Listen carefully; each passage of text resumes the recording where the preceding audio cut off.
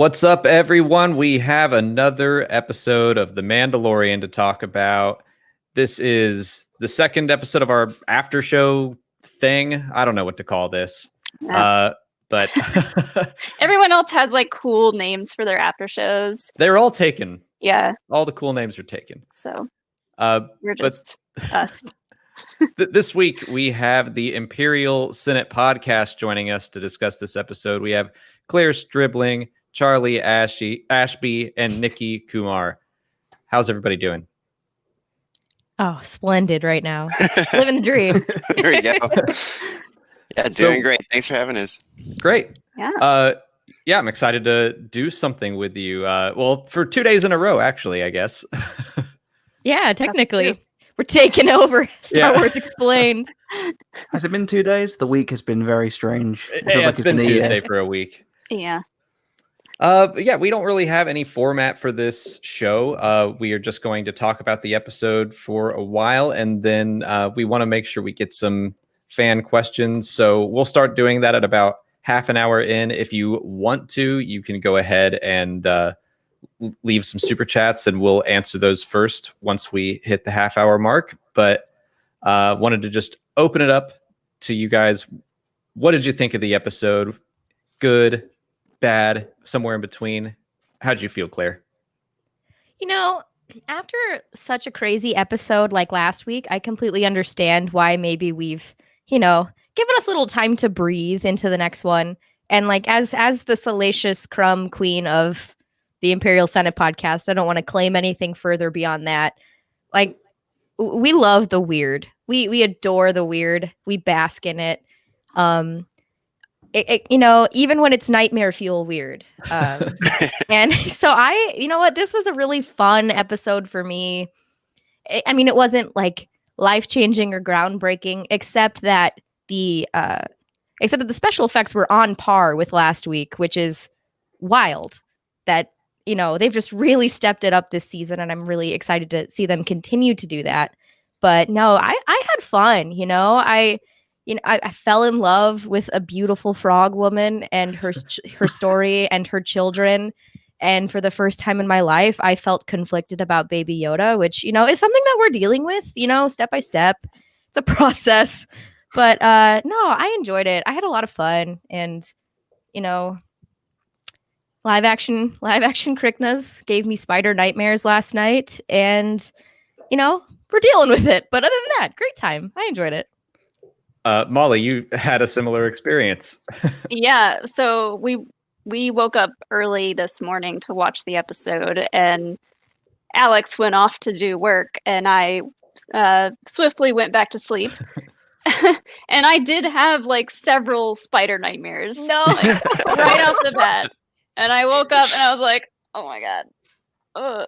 I've had people awful. texting me all day just like, nope to all those spider things. There are too many. Too many. On the ship. That honestly, that was the most in. upsetting part. Like, you think they're safe when they get to the ship, and then they make their way in. Nikki, how did you feel about the episode? Yeah, I felt pretty similarly to Claire. We often think of ourselves as one of the weirdest Star Wars podcasts. So I'm really glad we lined up with this one, because this was weird Star Wars for sure. And it was goofy, and it was silly, and it was all the things I liked. Just the simplicity of the frog species, but still so something like, it's still so galaxy far, far away. And yeah, I think it was great. I think it touched on a lot of the themes that we like about this show. You see two parents doing what they can to keep their young safe, and the desperation that they feel in doing that.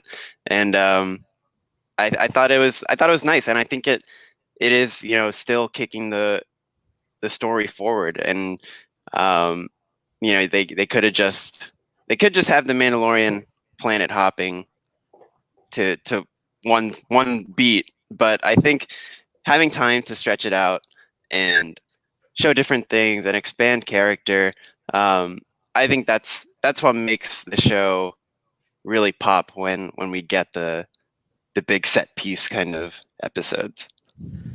I agree with you that they definitely. I think this is going to be something that we look back on and be like, oh, that's kind of what this episode was about. Where I've seen a lot of people crying filler, and I mean, it reminded me a lot of some of the season 1 episodes, chapters 4 through 6, where I was like, I'm not sure how this is driving the plot forward, but it's just more about character, I think, than it is about. Yeah, he's just immediately going to go to another planet and look for more Mandalorians. It's like, yeah, something happened along the way.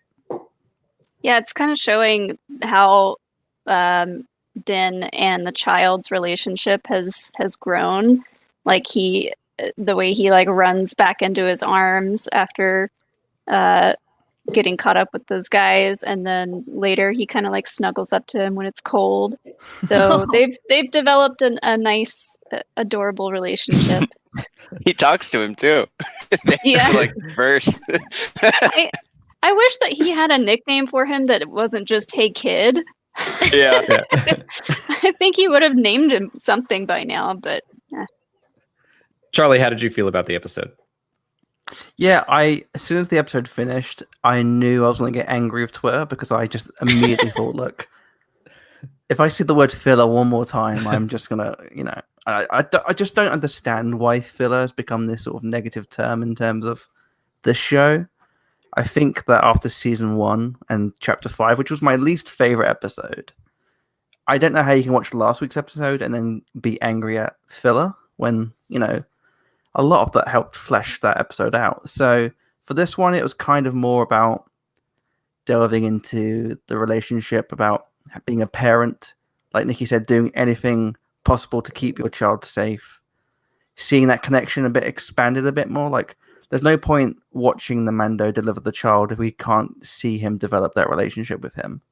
Otherwise, the emotional impact won't be there. And I just think there's something pretty cool about seeing elements of the galaxy told without shoving it in your face, like the whole New Republic subplot.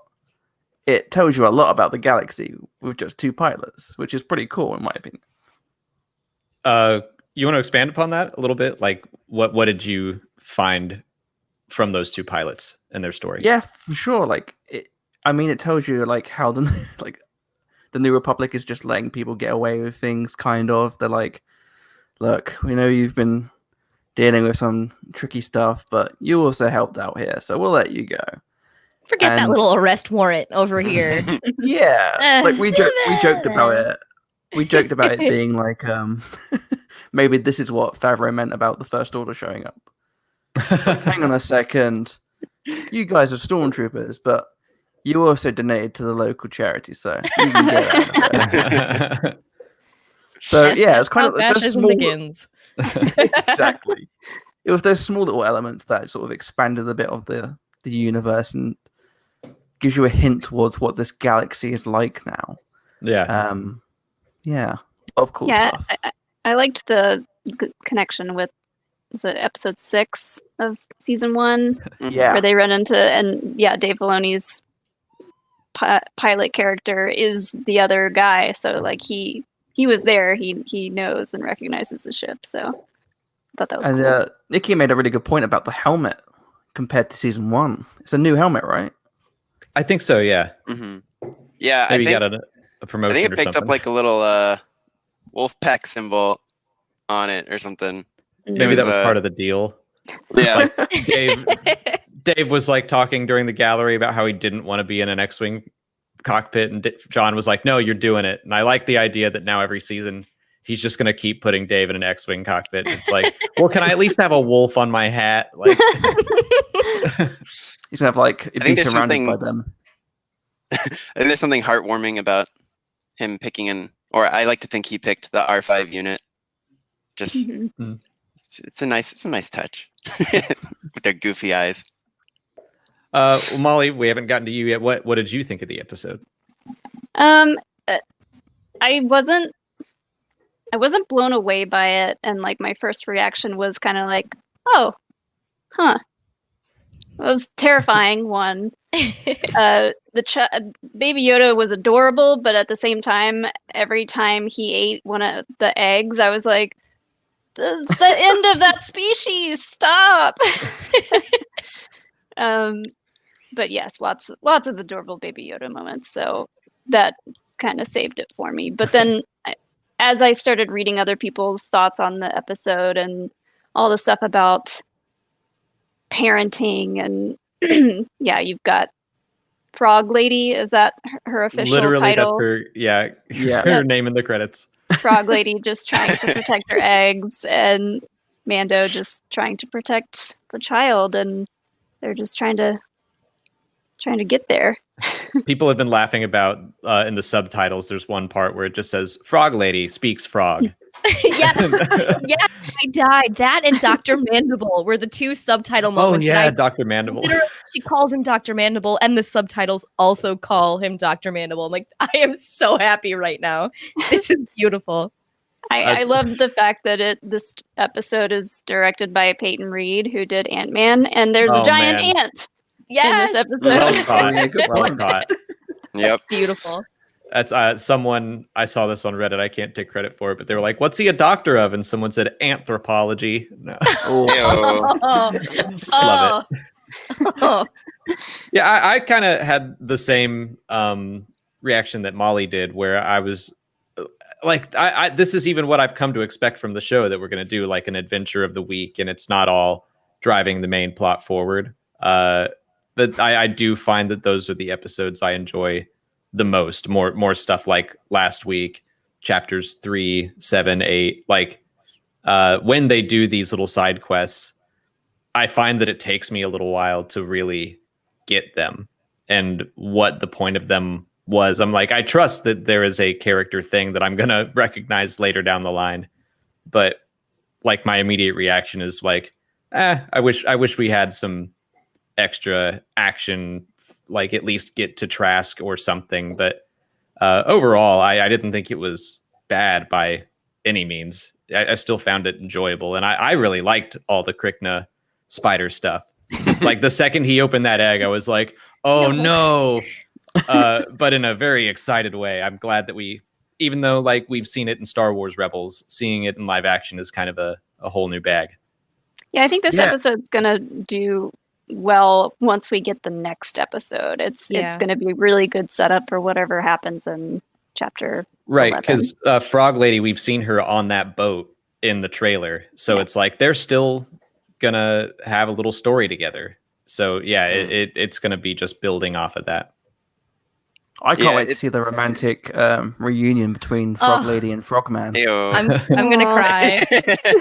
It's gonna be like that sailor in New York picture. So many frog kisses. We're gonna find out the romantic greeting of two frogs next episode. You heard it here first. Did everyone else find it like? Oh, sorry. I was just gonna say, I think with this episode, it's always hard when you can't see the full board, and it's kind of one of those trust the process things. Mm-hmm. And it in the end, maybe you never know. Maybe it doesn't really fulfill itself. Again, that's not a terrible thing, but it's always hard, especially when like we are quite literally in the business of reacting week to week, and we don't always get the perspective when we're like initially reacting to things. So it's one of those things where I think time will tell how effective it is at being the episode it is. And I think next episode's going to be really well set up for it. Yeah.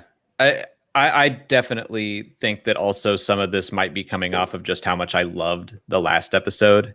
And I want every episode to be that like chapters 7 and 8 or 9 and be that big. But if you do that, A, it makes those episodes less special.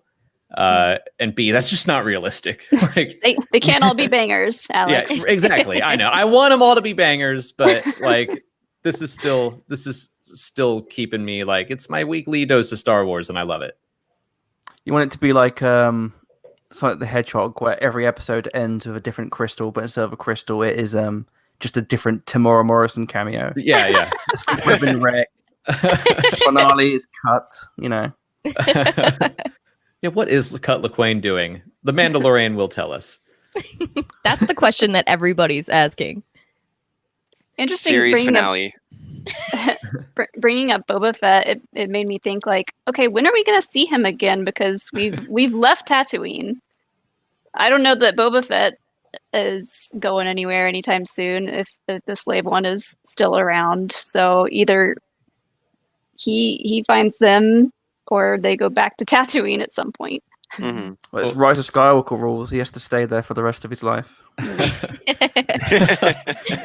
We recorded our Saturday Q&A. We did that 2 days ago, and it was about like, what do you think Boba Fett's role is going to be in the rest of the season? And I was like, I don't think he's going to be in it very much. And then the episode opened on Tatooine and that ambush and everything. I was like, oh man, I'm going to have to film some sort of redaction on how wrong I was. But it actually did play out that way. I am kind of surprised that Boba Fett wasn't in it after it opened on Tatooine again.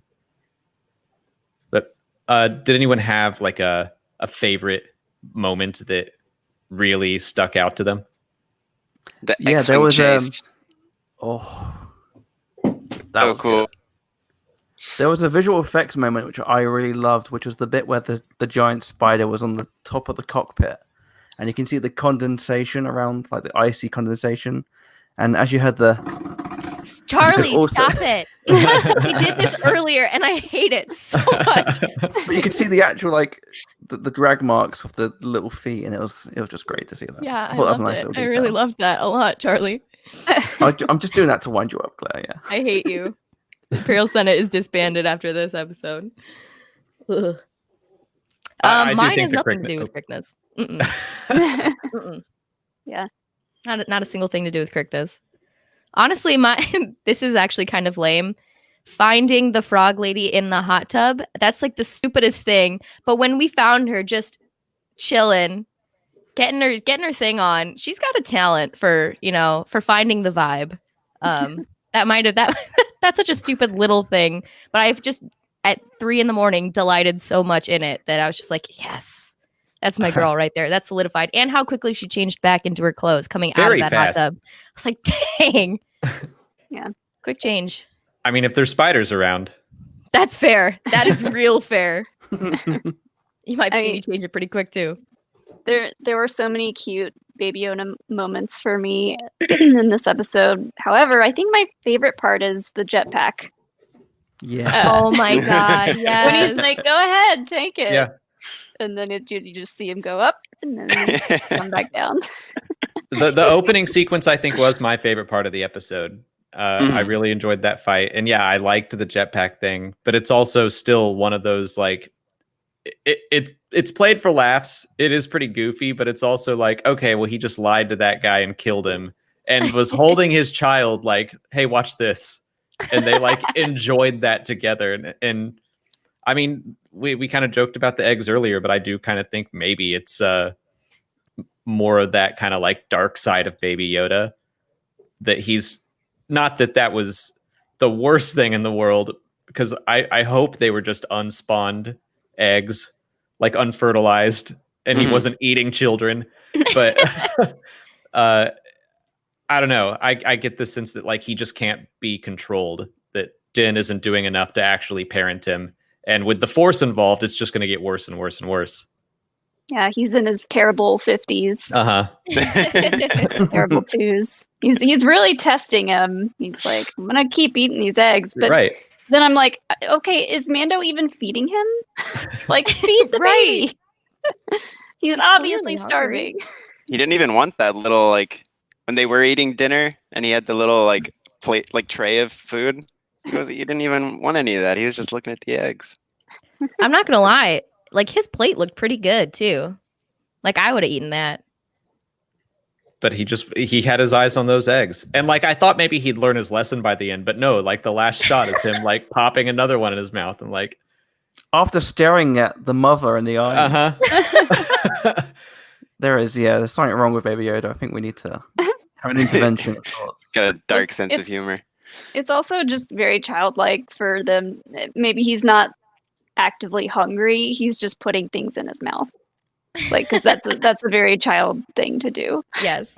Apparently, they did literally say they were unfertilized in the episode, so that's good. Yeah. But it still feels a little weird when it's like I'm eating your sentient, possibly babies. That like you said this is the last of your like family bloodline. I'm gonna eat it. Like Yeah, that's the last chance as well. That scene where he like walks up to the pod and you get the shot like through the liquid of his like distorted face. I remember being like, "Oh, that's so cute." He's like, maybe the force is like attracting the life to him, and he's like curious about it. And then next thing, he's popping them in his mouth, like ah. I had the same reaction. Like, I feel like a lot of people were like, "Oh, it was so cute," and I was like, "Yeah, but, like, no, don't do that." Yeah, it was. I think Baby Yoda needed a spanking in this episode. Oh well. He needed some discipline. you know what really got me bothered about Baby Yoda in this episode is nothing he did, but when they were ambushed and he just went like flying out of the speeder bike and rolling on the ground, I was like, that seems like a little much. Yeah. Yeah, Yeah, I I was was like, not You okay with punch him that. in the finale of last season. You throw him off a speeder bike. Are you guys okay over at Lucasfilm? Like, what happened to you? It's like I know it's a comic book kind of Star Warsy, like he's fine, nothing happened to him, but it's still just I don't like seeing that, No. and I know Molly doesn't. No, I was happy when that guy died. I was yeah, like, me too. I Good. was like, you better put him down. A lot of Baby Yoda peril in this one. There was I wasn't expecting a tribute to Alien in this episode. Yeah. Baby Yoda, but that was fun to see. That little egg moment. I know Claire loves the bit where the legs popped out. Oh, yeah. I loved that moment. I loved everything about that moment. I thought he I looked thought- really cool eating it. Oh, Like, I feel whenever like I also, go ahead. Yeah, like whatever the combination of like CGI and puppet was during the actual like eating spider scene, I just thought he looked cool. I feel like I should point out because I was definitely saying that I was hoping from the trailer. I was like, I don't think it is, but I really would love for this ice planet to be Ilum, and obviously it wasn't. I hope not. I hope not. It's like the dark. That's the dark side cave of Ilum, but yeah. So it clearly was not.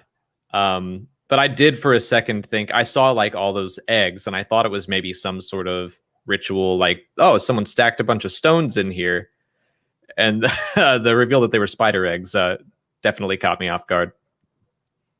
Yeah, the shot of little Baby Yoda like staring off screen from the trailers on that snowy ice planet, I was like, oh, maybe he is like attracted to something through the Force, and maybe he'll guide Din somewhere important. But nah, he's just like, I bet there's something to eat in there. He hungry.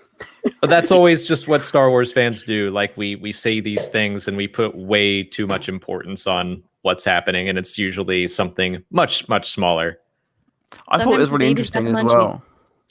That I think the way that this episode was framed seemed to suggest this was like part one, and that next week might be the sea episode, the boat episode.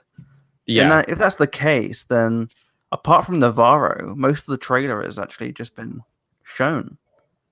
Yeah. So that excites me a little bit. I totally agree.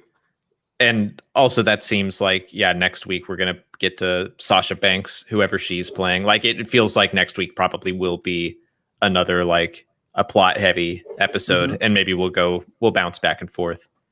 Yeah. Interesting. I wonder when the Navarro stuff is going to happen, because I'm hopeful that the latter half of the season is just going to be all surprises. Right. So hopefully like episode 4 is going to be Navarro. I think it'd be great if next week, because they mentioned that the Mandalorians are hiding out on this planet. So maybe like Sasha Banks' character is a Mandalorian and brings them to this tribe, and the Mandalorian's very happy. And out of nowhere, he gets like a call on his communications device, presses it, and it's just all you hear is, "You may be surprised to see me alive again." Not really. I just left you like, Well, you were alive last time. Every time we rewatch that, Molly says it's like what do you? It's like a pre-recording before a theme park ride. It's like when you strap into a ride at a theme park and you hear like the same audio loop set up for whatever is about to happen. You're waiting in line, like you may be surprised that you need to buckle yourself in. Like, Oh, that's good. we got some questions in chat, so let's hop over to those. Mikey Molina, thanks so much for your super chat and your question. This was the cutest the child has been. My heart melted this episode. Mando's ability to care for others was tested this week. I think that's a good point. This is something that I was trying to pull out. Like, okay, how has he grown? Like, because I think that's kind of what the point of this episode is. And we see that, yeah, now Frog Lady and her little spawn like are kind of just a burden for him, and he has to prove that he is willing to help them for very little reward. Whereas he'll help Baby Yoda, no question, but now will he help others that maybe he won't get anything out of it? Yeah, and you could tell his frustration towards the beginning of that their encounter, and then at the end he's like, "Don't worry, we're gonna make this happen."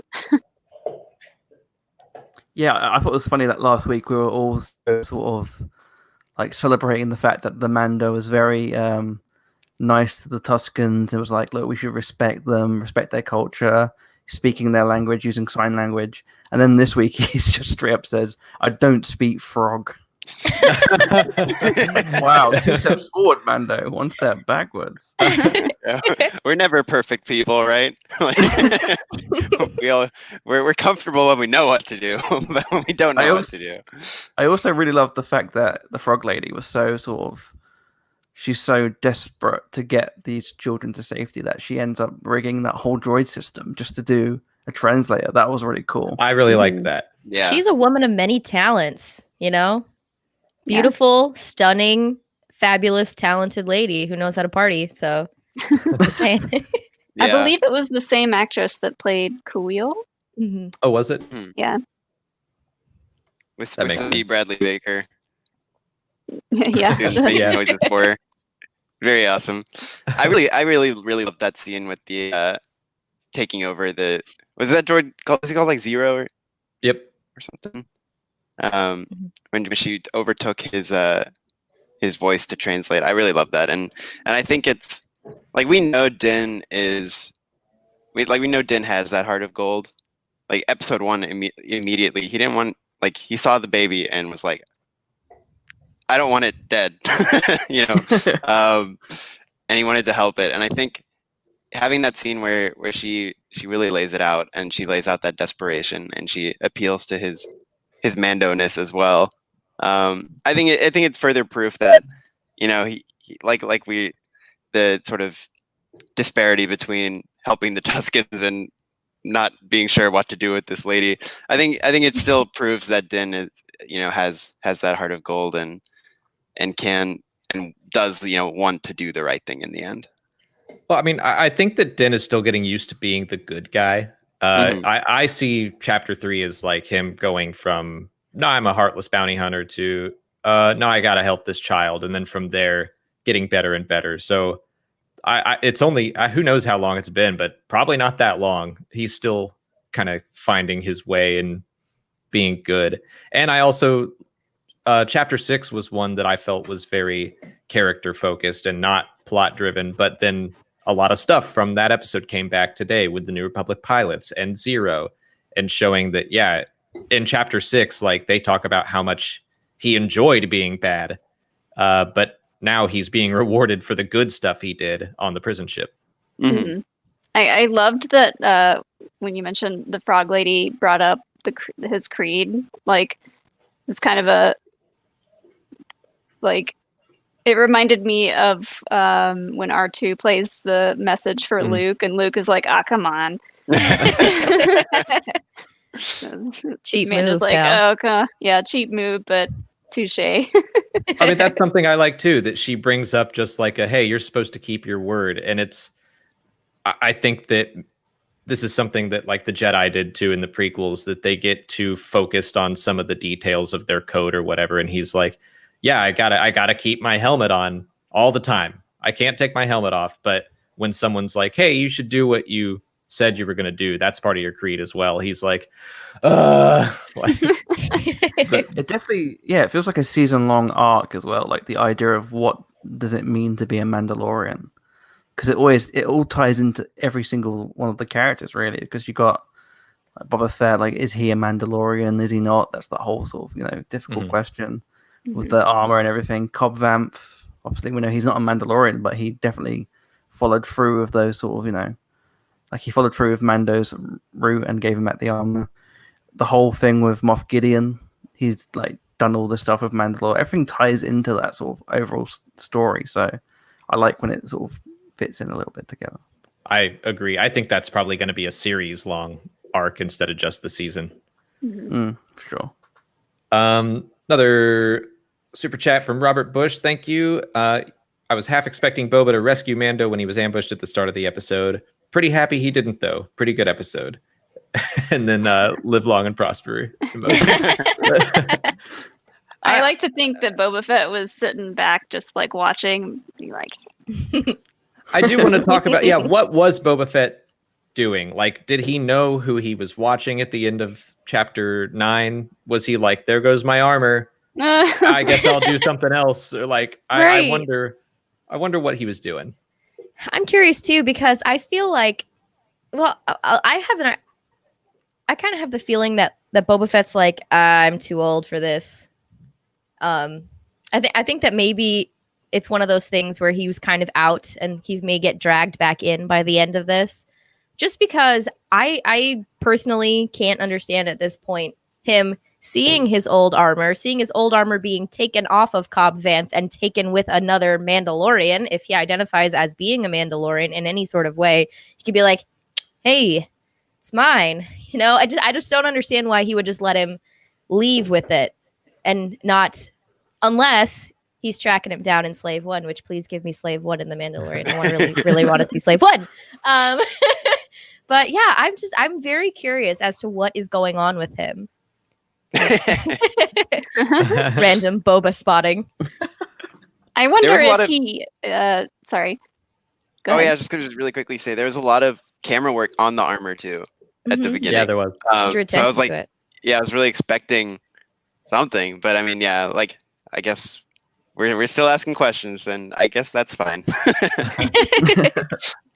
It makes me wonder if Boba Fett wants his armor back at all. If he could.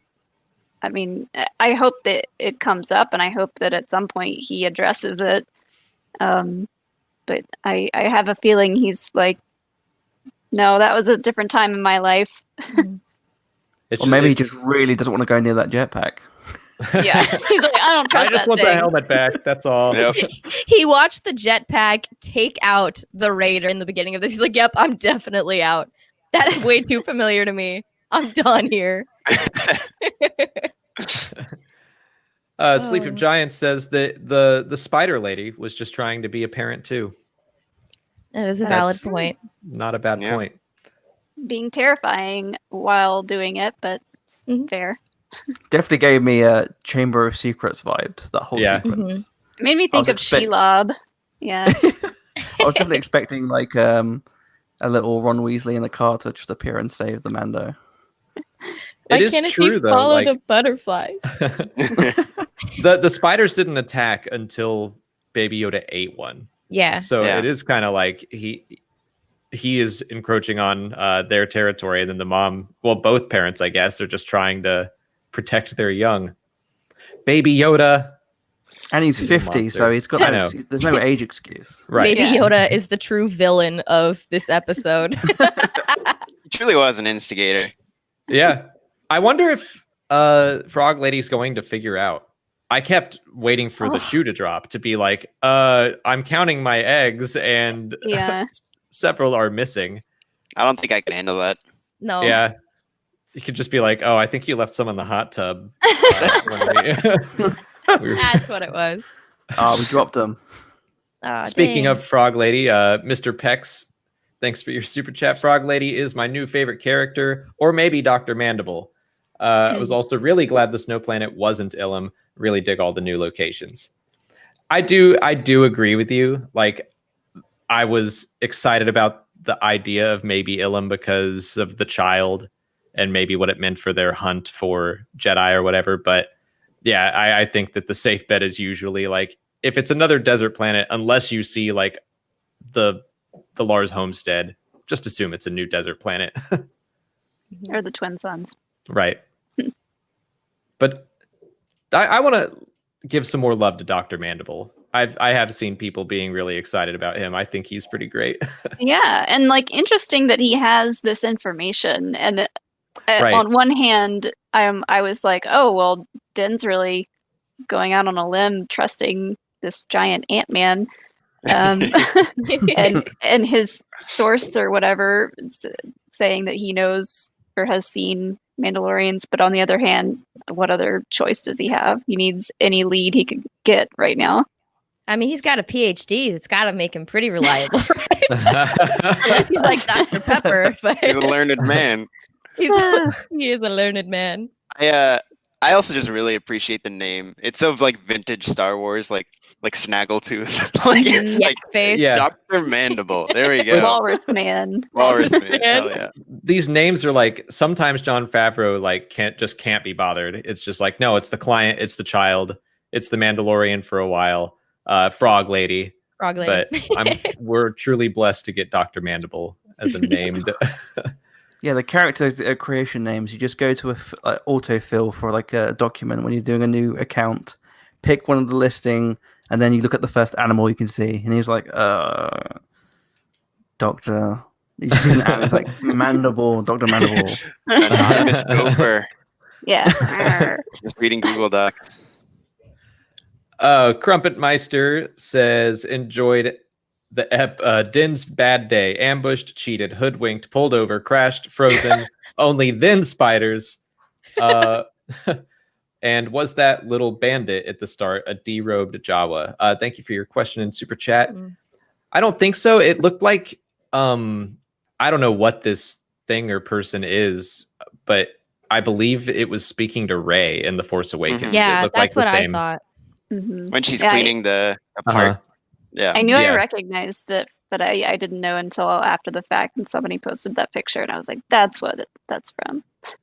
Yeah, they're probably just jetpack reusing that. incident, he was like, look, I need to move to a new desert planet. Yeah, I wonder, it could be the same person. I mean, knowing Star Wars, they could just be like desert planet after desert planet. He's just a scavenger for life.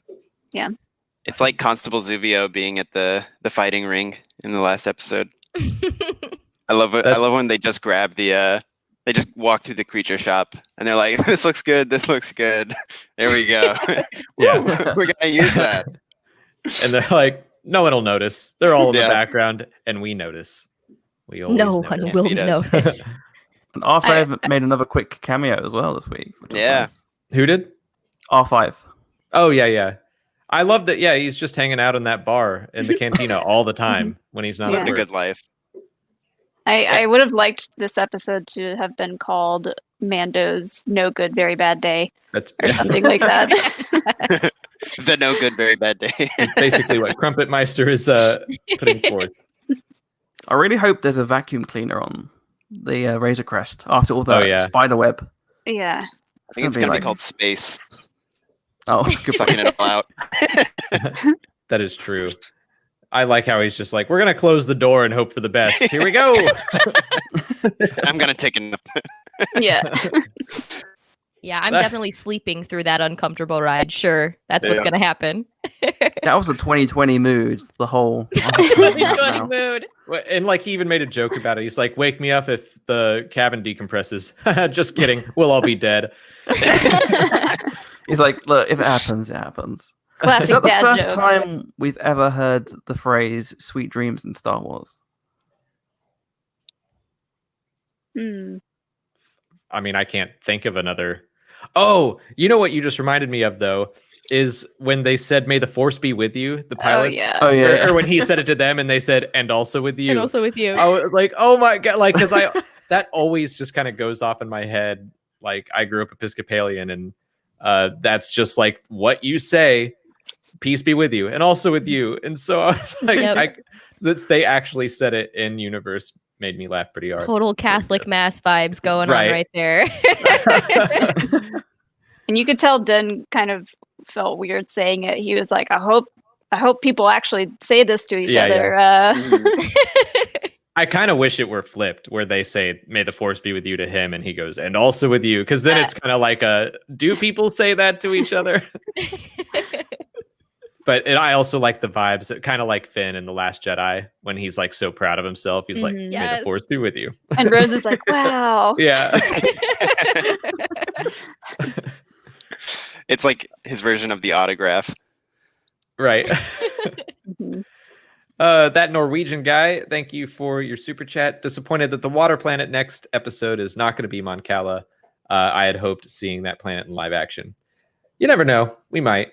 But yeah, it's Trask, I believe it's called.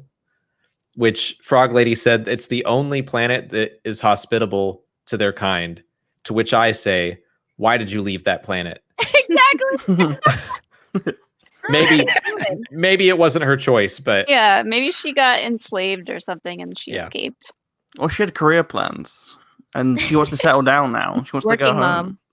Exactly, yeah. But it's like you can't. She made it sound like we can't survive anywhere else except for this water planet. I'm going to Tatooine, like the complete opposite. Aren't you you're literally amphibious? You're gonna dry out, girl. Yeah. How often are you applying moisturizer and sunscreen? I just feel like well, she knew that that's not Cobb Vanth right. was there, and she needed to say that. Oh, that's true. That's all you need. She just wanted to go get a look. She can't play. Okay, that's enough for me. I get it. Don't blame you, girl. Don't blame you. Bones McCoy, thanks for your question. The X-Wing stuff was awesome, but this was at least a bottom 2 episode. I don't know where I would rank it. Like the Mandalorian is kind of a, like I said before, I definitely am drawn more to the plot heavy ones, but I still think it's going to come back and I'm going to have better appreciation for it when the whole season is over. Yeah. Agreed. That also, but yeah, the bottom 2 makes me just feel like when it's the Mandalorian, it's like saying, "Oh, this is the worst French fry I'm eating." They're all lovely, and I can't wait to have the next one. Like exactly, that French fry was soggy. Whatever. Like that's another reason why I feel like there are no real filler episodes. We're getting so few episodes, and once the seasons are all done, you realize everyone was important somehow. Yeah. Well, something I appreciate is the way it's chapters 1 through 8. And then it's not like we went book 2, chapter 1. It's just chapter 9, chapter 10. Like this is all one big story. And it does feel like, I don't know, it feels like it, where I do kind of have this faith that, all of these pieces are going to be important. And I don't really think even like episode 5 is my least favorite, but I still see things that are important from that episode. People are going to change their minds when in the season finale, the Moff Gideon gives the Mando the blue shadow virus. And they're like, how do we save him? Like, and then the door just swings open and it's Dr. Mandible. He's got the stethoscope and it's got a coat and he's like, allow me to help. Oh, God. I can only hope. Aaron Bagel, thanks for your super chat. I've had this thought that Din legitimately would have let the thug take the Boba Fett armor if it meant protecting the child. Maybe. I mean, I definitely think he was like, here, how about this shiny jetpack? You want that? I don't know. Yeah, it was a very similar moment to me at the beginning of the first episode where he gets surrounded and he just like turns on his little, what are those called? The whistling birds. Yeah, he's like he activates the whistling birds. He's like it's a kind of a cocky move, like, oh, you guys think you got me, huh? That was kind of similar to the jetpack moment.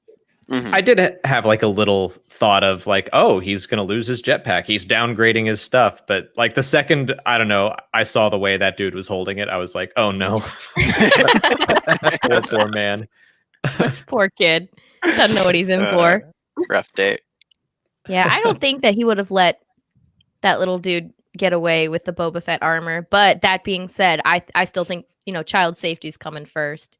Mm-hmm. He's still got big Din Daddy energy. He's gonna make sure that baby's firsthand. But there's no way that little dude was gonna outsmart Din Djarin and get anything off of him. Mm-hmm. Agreed. Oh, where was I? Grant, thank you for your question, your super chat. Do you think the Frog Lady is so desperate that there isn't a Mandalorian covert? It seemed very convenient. Kind of did. I don't know. I trust her.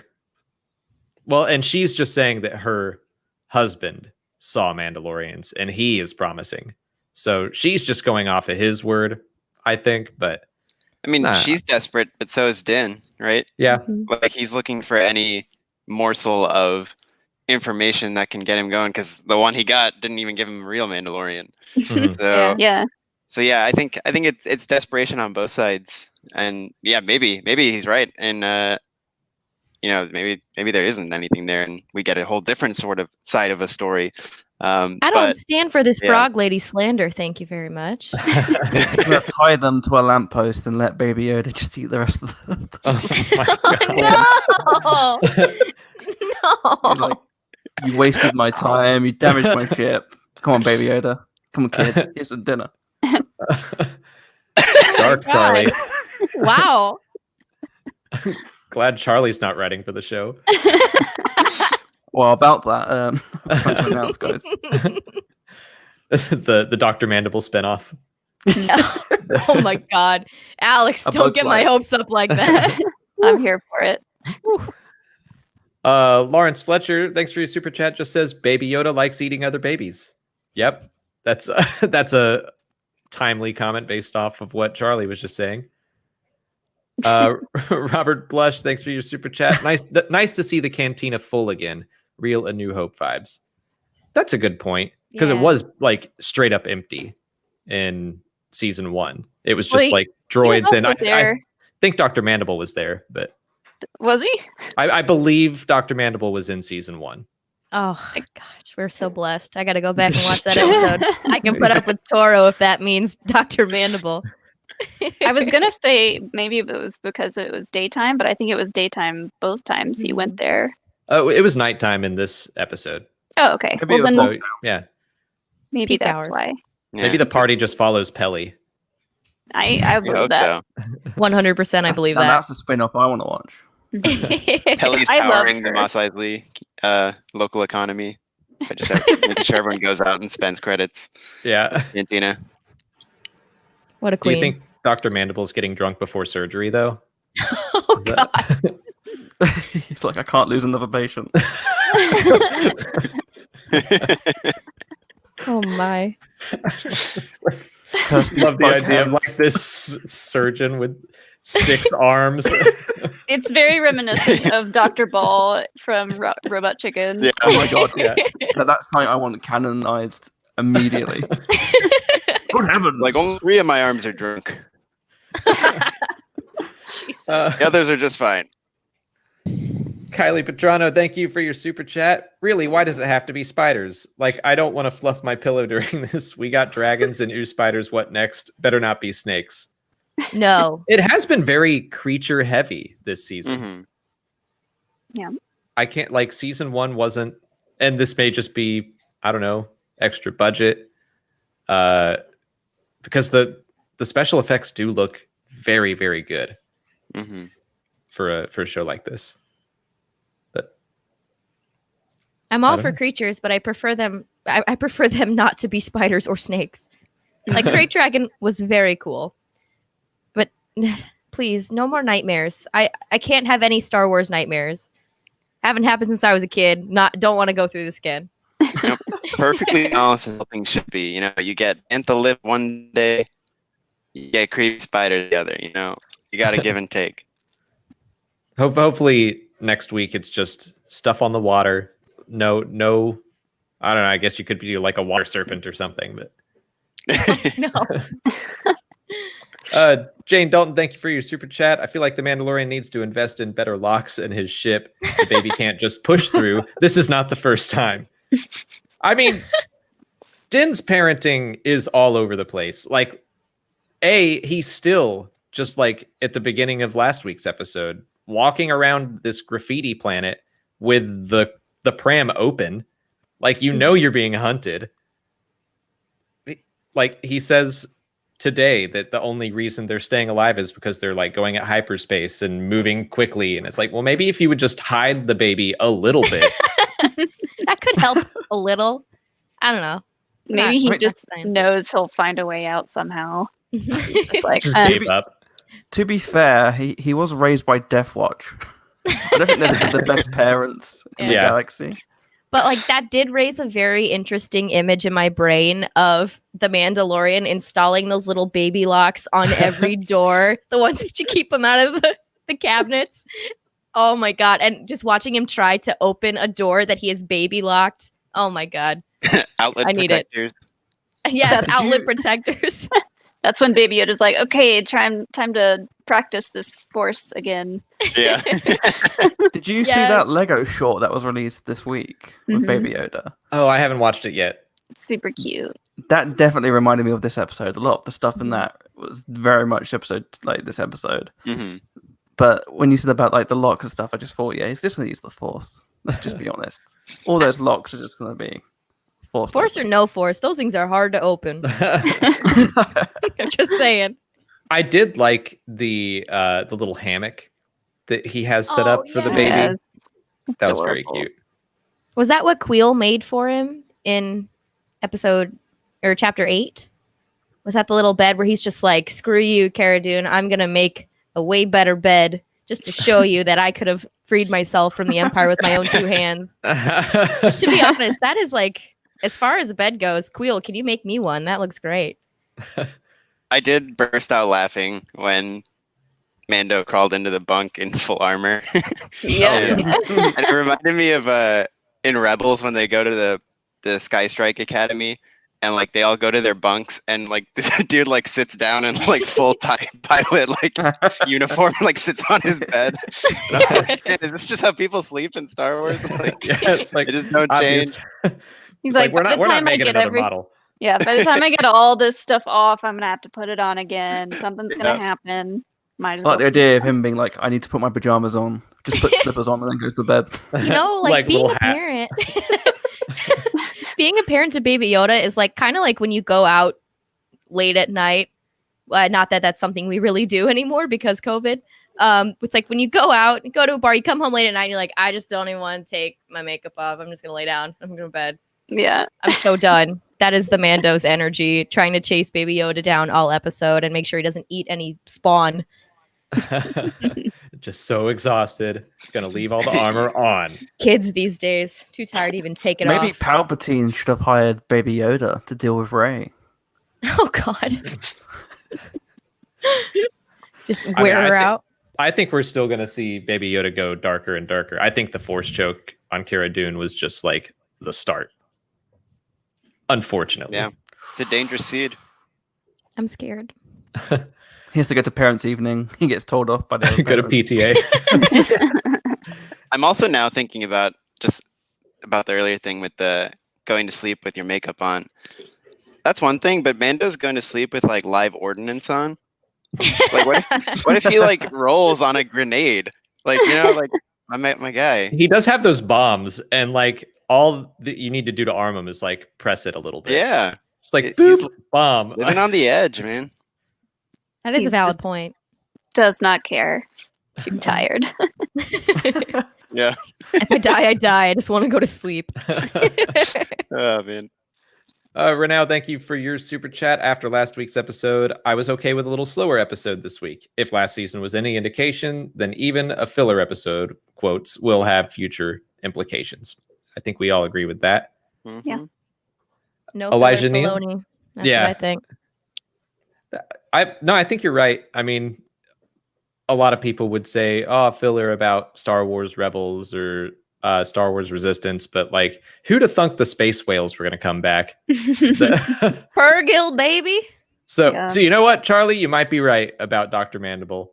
I mean, they wouldn't just put him in there for no reason. Fingers crossed. There's no way. Elijah Neal, thank you for your super chat. This episode should have been called Chapter 10, The Mandible. That's a great title for the spinoff. Ba-boom. Charlie, that's a Photoshop you should probably get on. Oh, I'm getting on it. That whole spin-off. He's been taking notes this whole time. Jeez. Also, he says his new question tonight should be easy for you. What are the names of your competitors on Jedi Temple Challenge? Do you mean the people like Molly and I would play against, or do we have names? Because I'm playing as myself whenever we inevitably get invited to play against the 10-year-olds. Yes, it's happening. Dano, thank you for your super chat. Chapter 11: The Mando charters a yacht and relaxes. He's The earned Mando it. takes a spa day. Yeah. Oh, Do you I think he love would it. have gotten in the hot tub if Baby Yoda hadn't woken up all the spiders? Now, Alex, that would just open a whole new level of. I don't think that would be safe for children on this Disney Plus app. You Well, never he know. did end with his armor. everything. Yeah, He takes full off armor. everything but the helmet. Like, Just boy. vibing with his helmet on. get Oh.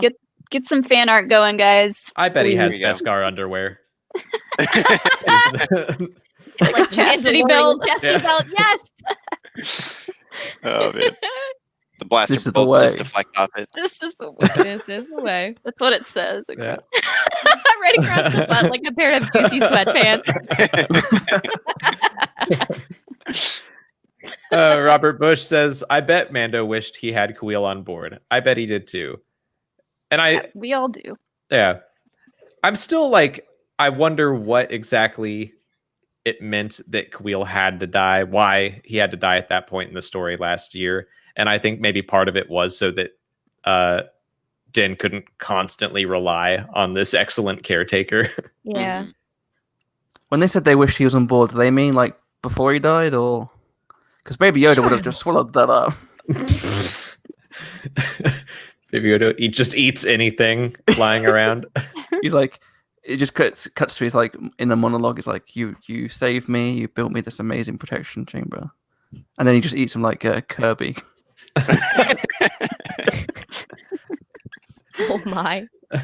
Jane Dalton, thanks for another super chat. Back to the sleeping with the armor thing, being that they sleep in the same cabin. Do you think the Mandalorian lets Baby Yoda see him without the helmet? I No. brought this up at some point. I can't remember when, but I think so. Like, they're together all the time, and we know he takes it off at some points to eat and stuff. Mhm. That still always makes me laugh in chapter 4 Oh, when he's just- like, I don't take my helmet off in front of other people. And then he walks over to a window and takes his helmet off. I'm like, Yeah. they're right there. They just looked over. They'd see your face. He's like, Omara, please see how hot I am. Yeah. Yeah. Yeah. Oh, I don't take my helmet off. Don't take it, but I'm Oops. really good looking when I do. I think it'd be great if he was like, I've got something to tell you, and she's like, anything. And he's like, I'm a vampire, and she's like, oh, he's one of those people. Like, he just thinks that if you're at a window, you can't see his reflection. Oh my Like, god. he's like, yeah, no one can see me, and it's like, It's a very dark window. no, we can. I kind of think that he doesn't take the helmet off in front of Baby Yoda. Yeah, I agree. But It's any Or he's living like- thing, right? He's like, look, close your eyes. I need to take my helmet off for a second. And like, Baby Yoda's immediately just peeking through. yeah, Yeah. right. Instant. I actually like something. This is a good point. I think that we might actually eventually see. Like, I think that could be a big moment on the show. I don't know how it would play out, but showing And what will that mean for his oath? right. I don't know how they would get there where it's like important that he has to take the helmet off to show Baby Yoda's face, but Yeah, I mean, assuming we get other familiar Mandalorians showing up in this season, they're gonna probably take their helmets off, and Yeah. they're gonna be like, "Dude, you're being rude." yeah, what you doing, bud? Right. weirdo. Yeah. These Oh, you're one of fundamentalists, those man. Mandalorians, yeah. Trevin Pettigrew, thanks for your super chat. 2 things I thought. It was extremely weird. The Baby Yoda was eating other babies. We've spoken about that at length. And 2, do you think the kid will speak at all in the series? He was kind of babbling today, yeah. Yeah, I was like, is that him making those sounds? He was just like, "Bah, bah, bah, bah." First Yeah, word is din. I Din think he can Djarin. get there. I was interested. Like, do you think that he is developing as like in terms of like into adulthood, and that's why he's like learning to speak, or do you think that he was always capable of that level of like language, but he's become more like he trusts the Mando now because he's like 50 years old and he's probably been through goodness knows what sort of stuff he's been through. Like especially in like episode 1 when you think about them kidnapping him and stuff. He might have seen like some horrible things happen. So maybe it's because he's like grown attached to Mando that he's learning to like speak out a bit more, as opposed to him just being like, nope, I can speak now at the age of 50. I guess I kind of think that at least as long as we've known him, he's been able to babble like that. Mm-hmm. But maybe it's like I like the idea of it being a trust thing. That He definitely seemed more chatty this episode. Like, Oh, for yeah. sure. Yeah.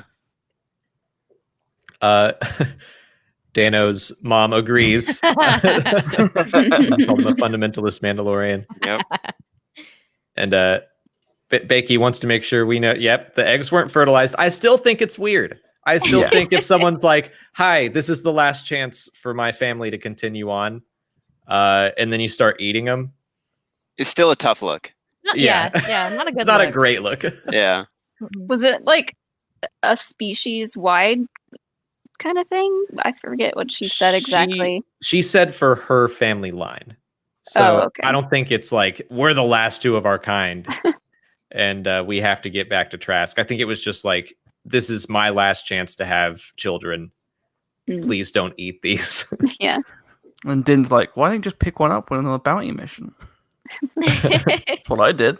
Yeah, they're easy. They're everywhere. You can get a good kid for free. I'll get you a kid right now. Just picks up that guy from the beginning who stole the jetpack.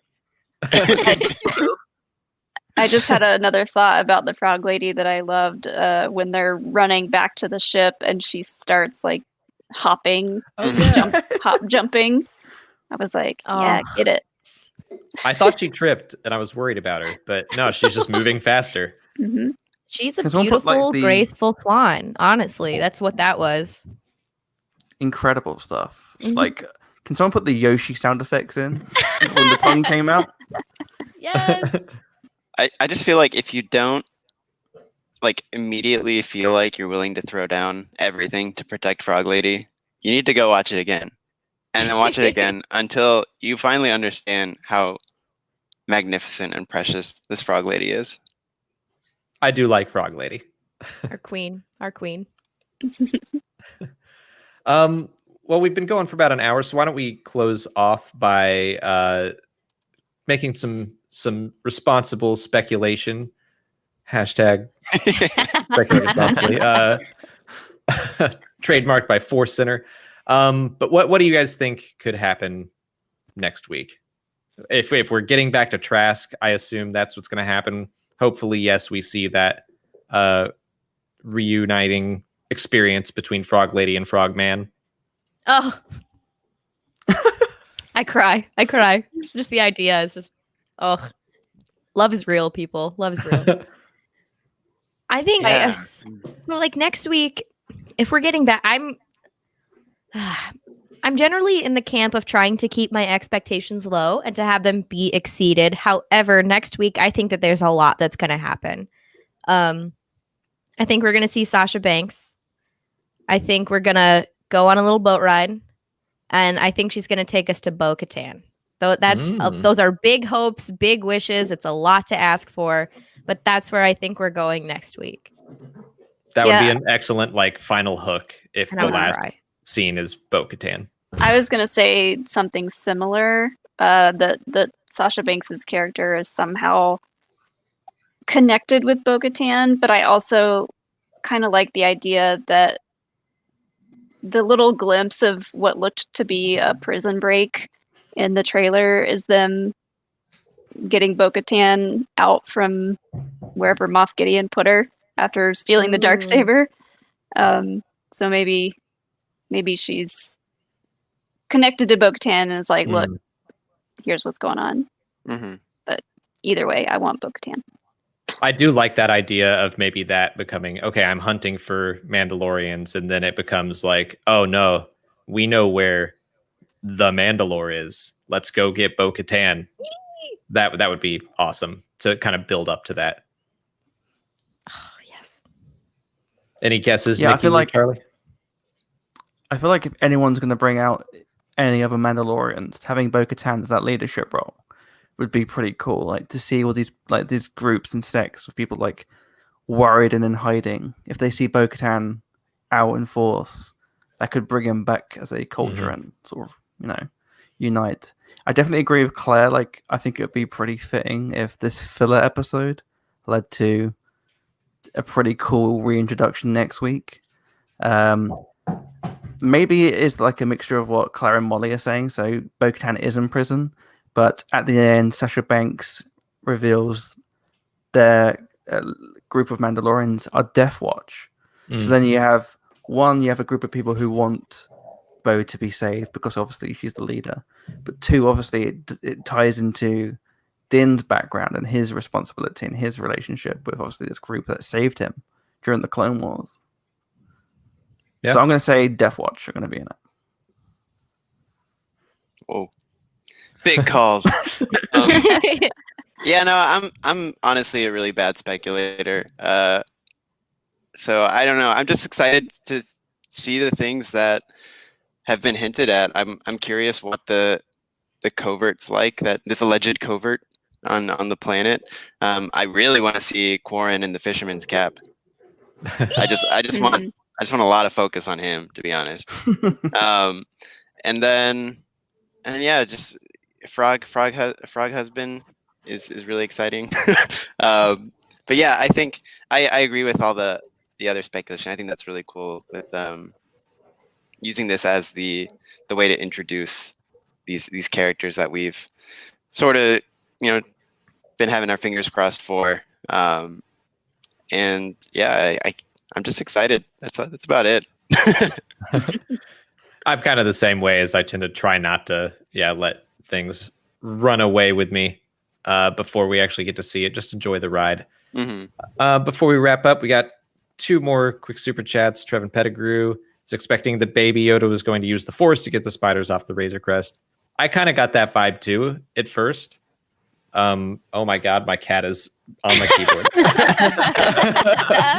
Really like that super chat. yeah. Everyone, look at this. I kind of thought that was going to happen as well. When they started like getting on his head and stuff, I thought he was just going to be like, nope, and push them all out. Shout out to Frog Lady though. What a trigger finger. Yeah. Shot it right off of his head. Didn't even know she was packing. And she was holding her little Bob, whatever tub thing. one-handed going for it. Baby flask. Her baby flask? Tub spawn. Take the baby flask to Trask. And Robert Chamberlain, thanks for your super chat. Yoda's species has been described as a kind of frog, so the child is basically a cannibal. Eating frogs at every stage of their life form. Their life stage. It's eating the eggs, eating the little frogs. Yeah. Oh, yeah. Man, I didn't even think about that from chapter 4. Oh, my God. Hey, don't judge. Tough look. Tough looks all around. Well, that's going to be it for today's show. Thank you, Claire, Nikki, and Charlie, for hanging out with us and chatting. I've put all of the links to Imperial Senate Podcast, all of their Twitters in Pippin in the description. But let everyone know what you do and where they can find you. He wants to go with that. Fine. All right. Yes, you can find us on Twitter at ImpSenatePod. Our links are all on our website, which is imperialsenatepodcast.com. That's where our Discord, our Twitch, everything. You can find us on our YouTube channel where we've been doing some Mando reaction review stuff, which is called Free Blugs, which is pretty fun. And personally, you can find me on Twitter at CMWASHBY. And I'm at C-Stribs. Yep, all of the above, and you can find me personally at Naquicious, NAQUICIOUS. And again, all of that is in the description right now. So go give them a follow, give them a listen. But that's going to be it for us. So thank you all for hanging out with us. Hope you enjoyed the episode, and we will be back to do this again next week. But thanks for watching, and may the Force be with you.